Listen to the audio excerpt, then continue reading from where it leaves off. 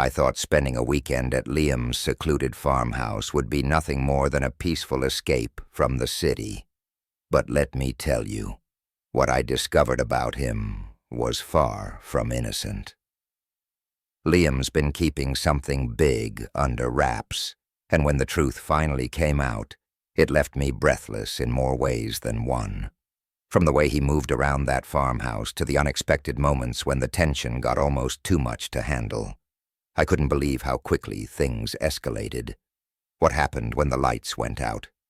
Well, let's just say I'll never look at him, or myself, the same way again. Ready for a story packed with sizzling secrets, unforgettable twists, and a connection that turned my world upside down. Stay tuned, because this one's going to leave you wanting more. The long, winding drive to Liam's farmhouse felt like stepping into another world. Miles of open fields stretched out on either side of the dirt road, with the farmhouse sitting in the distance like a painting brought to life. I'd always imagined Liam as someone who thrived in the chaos of the city, but seeing this place, his sanctuary, gave me a glimpse into a side of him I didn't yet fully understand. Liam had invited me out here after weeks of subtle hints and playful banter during our late-night conversations. There was something about the way he said, "You should see it sometime," that made my stomach do somersaults. And now, here I was, pulling up to his front porch, heart pounding harder than I wanted to admit. He greeted me with his usual confidence, leaning casually against the doorframe. His flannel shirt, slightly unbuttoned, hinted at the lean muscles underneath, and his jeans clung just right. "Took you long enough," he teased, his smirk both inviting and infuriating. "Some of us don't have GPS in the middle of nowhere," I shot back, trying to match his energy while ignoring the flutter in my chest. He grabbed my bag from the car, brushing past me as he did. The faintest scent of wood and soap lingered in the air, and for a second, I forgot how to breathe. Inside, the farmhouse was warm and inviting, with wooden beams crossing the ceilings and a fire crackling in the hearth. It was cozy in a way that felt intimate, almost like stepping into his world meant stepping into his life. "Let me show you around," Liam said, motioning for me to follow. I couldn't help but notice the way his voice softened here, in his element. He walked me through the spacious living room, the rustic kitchen, and finally to the back porch, where the view was nothing short of breathtaking. Rolling hills bathed in golden sunlight stretched as far as the eye could see. "You weren't kidding about the view," I said, leaning against the railing. Liam stood close, too close, his shoulder brushing against mine. "Told you it was worth the trip," he murmured, his voice lower than before. For a moment the air between us felt heavier, charged with something unspoken. I wanted to say something, anything, but before I could, he pulled back, his smirk returning as he turned toward the barn in the distance. "Come on," he said, breaking the moment. "I've got something to show you." The barn was older, its wooden exterior weathered but sturdy. Inside, the earthy smell of hay mixed with the faint scent of leather and oil. Liam walked ahead, leading me toward a corner where something massive was hidden beneath a tarp. "What's under there?" I asked, my curiosity piqued. "You'll see," he said cryptically, grabbing the edge of the tarp. With one swift motion, he pulled it back, revealing an old motorcycle, sleek, polished, and clearly loved. It looked out of place here, amidst the farm tools and bales of hay, but somehow it fit Liam perfectly. "Restoring this thing has been my project for the last year," he explained, running his fingers along the handlebars. "Got it from my dad. It was falling apart, but I couldn't let it go." There was something vulnerable in the way he spoke, a rare glimpse beneath his confident exterior. I stepped closer, brushing against him as I examined the bike. "It's impressive," I said honestly. "So am I," he quipped, the smirk returning. But there was a softness in his eyes that betrayed the joke. As we stood there, the closeness became impossible to ignore. I felt his gaze linger on me, and for a brief, terrifying moment, I thought he might say something, or do something, that would change everything. But then the barn door creaked, snapping us both out of the moment. "We should head back," Liam said, his tone suddenly lighter. I followed him out, my mind racing with thoughts I wasn't ready to confront. That night, as we sat on the porch with a couple of beers, the tension between us remained just beneath the surface.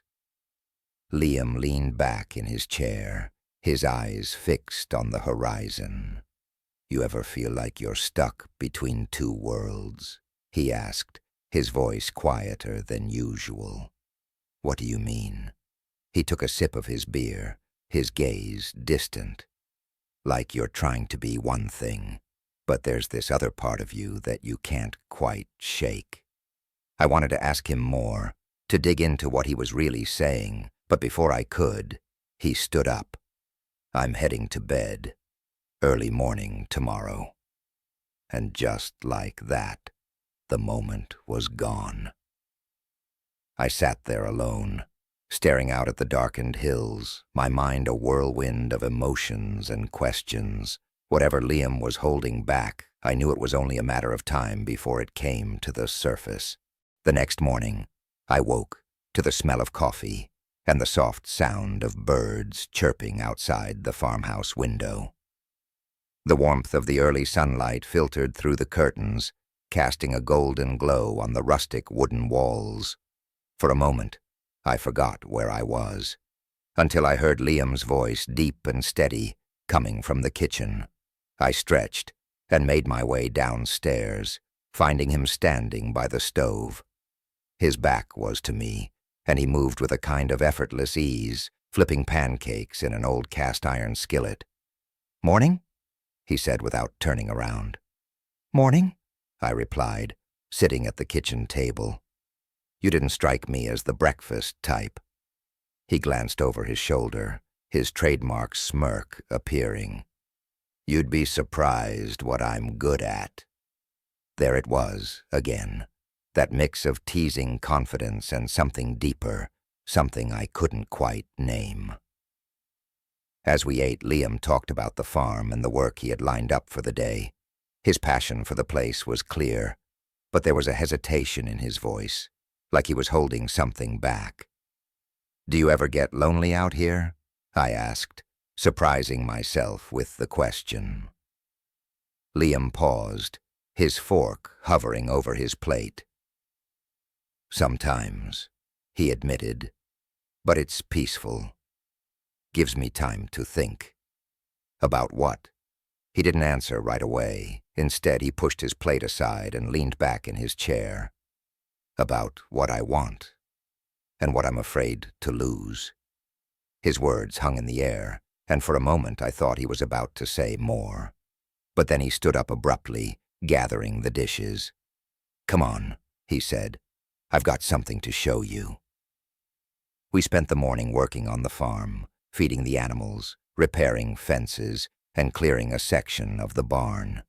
It was hard work, but there was something grounding about it, something real. Liam seemed in his element, his confidence unshakable as he moved through the tasks with precision. At one point, while we were working side by side in the barn, he stopped and looked at me. "You're not half bad at this," he said, his voice light but his eyes serious. "Don't get used to it," I shot back, wiping sweat from my brow. He chuckled, the sound low and warm. "Fair enough." By midday, the sun was high, and we took a break under the shade of an old oak tree. Liam handed me a bottle of water, his fingers brushing mine for the briefest moment. It was nothing, or at least, it should have been. But the spark I felt lingered, making my heart race. "So," I said, trying to distract myself, "what was it you wanted to show me?" Liam tilted his head toward the distant hills. "You'll see. Come on." We hiked up a narrow trail that wound through the fields, the grass swaying in the breeze. At the top of the hill, Liam stopped and gestured ahead. "There," he said. I followed his gaze and saw a small lake nestled in the valley below. The water sparkled in the sunlight, and the whole scene felt like something out of a dream. "This is my favorite spot," Liam said, his voice softer now. "I come here when I need to clear my head." "It's beautiful," I said, sitting down on the grass. Liam sat beside me, his arm resting casually on his knee. For a while we just sat there in silence, the tension between us growing with every passing second. "Why did you invite me here, Liam?" I finally asked. He didn't answer right away. Instead, he picked up a small stone and tossed it into the lake, watching the ripples spread across the surface. "Because I wanted you to see this place," he said, his tone careful, "and because I needed to figure something out." "What's that?" Liam turned to me, his eyes meeting mine. For a moment I thought he might finally say what had been lingering between us since I arrived. But then he looked away, a flicker of doubt crossing his face. "Never mind," he said, standing up abruptly. "Let's head back." The walk back to the farmhouse was quiet, the weight of his unfinished thought hanging in the air. My mind raced with questions, but I didn't push him. Whatever he was holding back, I knew it wasn't something he was ready to share yet. That night, as I lay in bed, I replayed the day's moments in my mind, the lingering touches, the looks that lasted a little too long, and the words left unsaid. There was something about Liam, something I couldn't ignore, and whatever it was, I knew I couldn't leave without finding out. The next morning, the farmhouse was quiet, save for the distant hum of the wind through the fields. I woke up feeling restless, my mind still caught on Liam's unfinished thought from the day before. There was something he wasn't telling me, something big. I found him outside, repairing a broken fence along the edge of the property. The early sunlight cast a golden glow over him, and for a moment, I just watched. There was a calmness to the way he worked, a rhythm that made it seem like he belonged here in a way I couldn't quite describe. "Need a hand?" I called out, finally breaking the silence. Liam looked up, his expression softening when he saw me. "You sure you're ready to get your hands dirty again?" he teased. "I think I can handle it," I replied, walking over to him. We worked side by side for a while, the quiet between us feeling strangely comfortable. But as the hours passed, I couldn't shake the feeling that there was something unresolved. "Liam," I said, finally gathering the courage to speak. "Yesterday, by the lake, you started to say something. What was it?" He paused, his hands gripping the edge of the fence post. For a moment I thought he might brush it off, but then he sighed and turned to face me. "It's not easy to explain," he said, his voice lower than usual. "Try me," I urged, stepping closer. Liam looked at me, his eyes searching mine for something. Permission, maybe, or reassurance. "I brought you here because I needed to figure out if I could be honest with you about something I've never told anyone." My heart pounded, and I nodded slowly, letting him know I was ready to listen. But before he could say more, the sound of a truck engine cut through the air. We both turned to see an unfamiliar vehicle pulling up the driveway. Liam's expression darkened, and his body tensed in a way I hadn't seen before. "Stay here," he said quickly, heading toward the house. "Who is that?" I asked, but he didn't answer. From where I stood, I watched as a man stepped out of the truck, a tall, rugged figure with a stern face. They exchanged a few words I couldn't hear, but the tension between them was obvious. After a few minutes, the man got back in his truck and drove away. Liam stood there for a moment, his hands clenched at his sides, before he turned and walked back toward me. "Everything okay?" I asked cautiously. "Yeah," he said shortly, but his tone told me otherwise. The rest of the day passed in a haze of unfinished conversations and awkward silences. Liam seemed distant, his usual easygoing demeanor replaced by something heavier. I wanted to push him, to ask what was going on, but something held me back. That evening I found him sitting on the back porch, a glass of whiskey in hand. He didn't look up as I approached, but he didn't stop me from sitting beside him either. "Do you want to talk about it?" I asked gently. Liam stared out at the horizon, the muscles in his jaw tightening. "That man. He's someone I used to know, someone who doesn't think I belong here." "What do you mean?"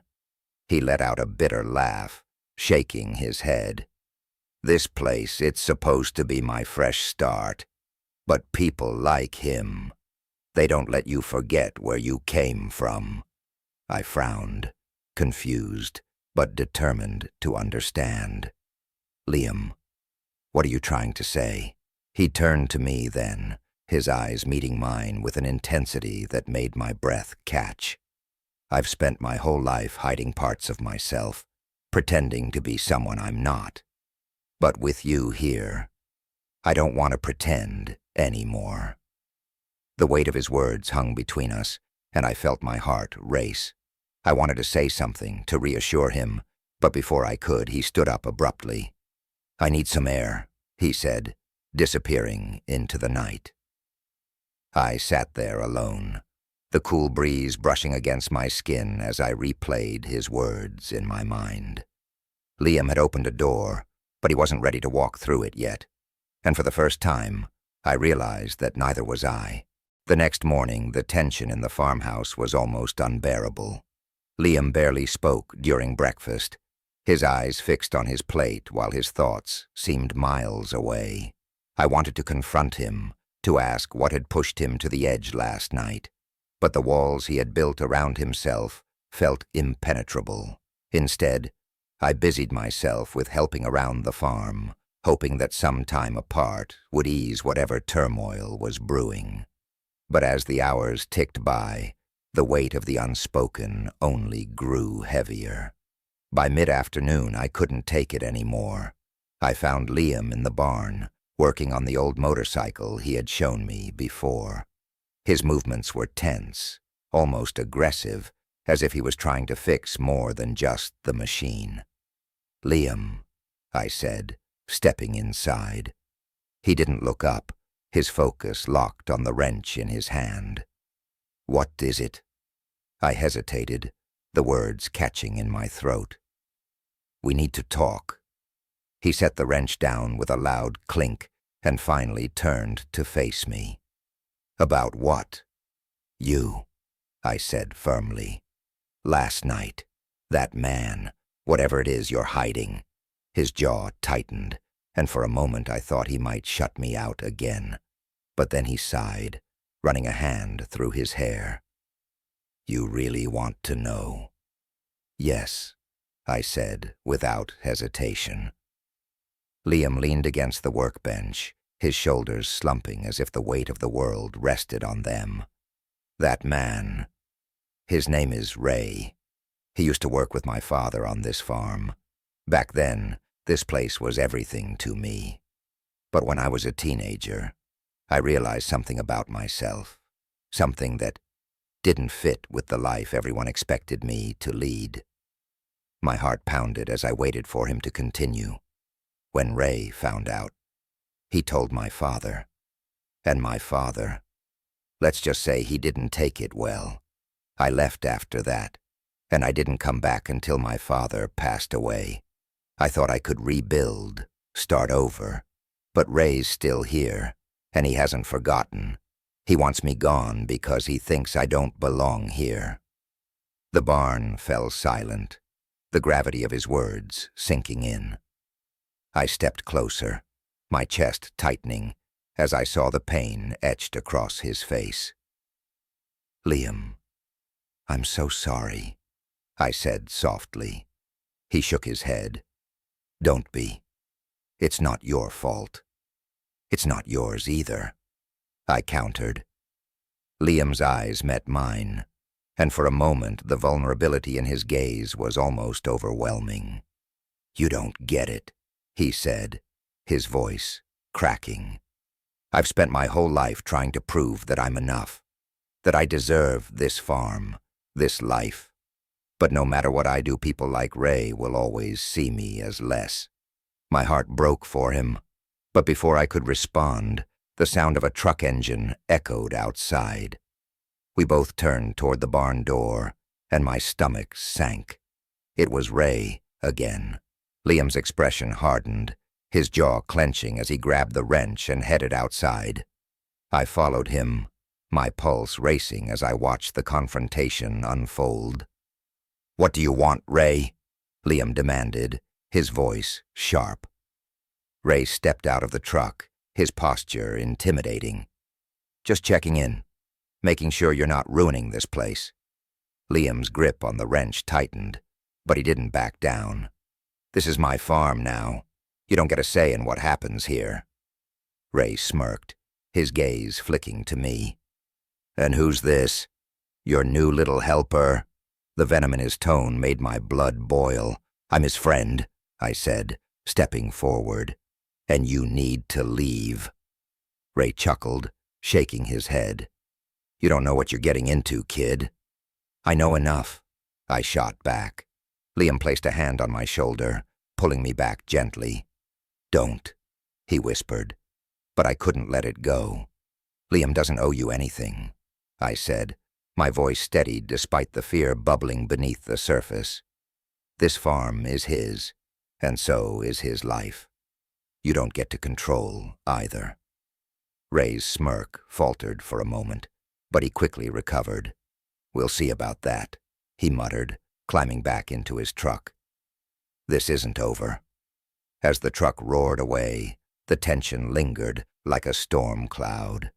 Liam let out a shaky breath, his hand still on my shoulder.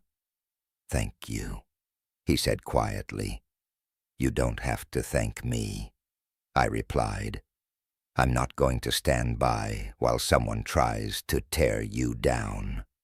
That night, as we sat on the porch, the weight of the day settled over us. Liam stared out at the darkened fields, his expression unreadable. "I don't know how you do it," he said suddenly. "Do what?" "Believe in me," he said, his voice barely above a whisper. I turned to him, my chest tightening. "Because you're worth believing in, Liam. You fought so hard for this place, for yourself. That's something no one can take away from you. Not Ray, not anyone." Liam looked at me then, his eyes filled with something I couldn't quite name. For the first time, it felt like the walls around him were starting to crack. Later that evening, Liam and I sat on the porch, the cool night air wrapping around us. For the first time, he seemed lighter, as if standing up to Ray had lifted a weight off his shoulders. "I've spent so much time being afraid of what people think," he admitted. "But today felt different." "You've got nothing to prove to anyone," I said. "You're enough, just as you are." Liam turned to me, a soft smile spreading across his face. "You make it sound so easy." "It's not," I replied, "but it's worth it." For the first time, it felt like we were truly beginning to understand each other. The next morning, Liam asked if I wanted to ride the motorcycle with him. "There's something I want to show you," he said. We rode through the countryside, the wind rushing past us as Liam navigated the winding roads with ease. Eventually, we stopped at a quiet meadow, the sun casting golden light across the grass. "This was my mom's favorite spot," he said softly. "She used to tell me that no matter how hard life gets, there's always beauty to be found." I placed a hand on his arm, feeling the depth of his vulnerability. "She was right," I said, "and I think she'd be proud of you." Liam's gaze met mine, and in that moment, I felt closer to him than ever. That evening, as we sat by the fireplace, Liam finally let his walls crumble. "I've been so scared of losing this place, of losing myself," he said. "But with you here, I feel like I can finally stop running." I reached for his hand, lacing my fingers with his. "You're not alone anymore, Liam. You don't have to carry this by yourself." The firelight danced in his eyes as he leaned closer. "I've never trusted anyone like this before," he said. "Neither have I whispered. In that moment, everything felt right. The next morning, we walked the farm together, a quiet sense of peace settling over us. Liam talked about his plans for the future, how he wanted to expand the farm, give back to the community, and build something lasting. "And I want you to be a part of it," he said, stopping to face me. My heart swelled as I looked at him. "I'd like that," I replied. As we stood there, the sun rising over the fields, I realized that this wasn't just Liam's new beginning. It was ours. Liam taught me something I'll never forget. That true strength comes from letting yourself be vulnerable, from facing your fears and allowing others to see the real you. What about you? What's holding you back from living your truth? If Liam's story inspired you, take a moment to reflect on your own journey. And remember, it's never too late to embrace who you are. If this story touched your heart, don't forget to subscribe to the channel, like this video, and turn on notifications so you never miss another heartfelt story. Share this video with someone who needs a reminder that they're enough, just as they are. See you in the next story.